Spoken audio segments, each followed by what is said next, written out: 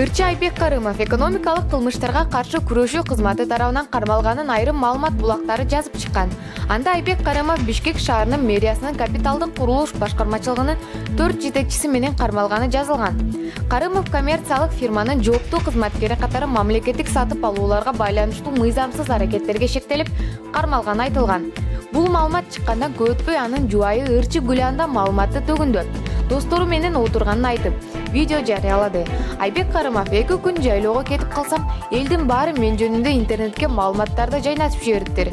Менин тагдырымды ойлонгон досторума, көрөрмандарыма рахмат. Ыраазычылык айтам деди. Салам достор, баарыңыздарга салам айтам. Мынакей биз азыркы учурда досторубуз менен жакшы жерге келип тамактанган атабыз. Тамактарга заказ бердик, буюрса азыр келет. Мынакей биз досторубуз менен отурабыз. Бизде баары жогу жайында. Кудай буюрса интернетке ар кандай сөздөр, кептер чыгып атат, ушактар. Бирок бизде баары жок. Сону мынакей Айбектин өзүнүн оозунан уксаңыздар да болот. Урматтуу туугандар, 2 күн жайлоого кетип калсам, элдердин баары мен жөнүндө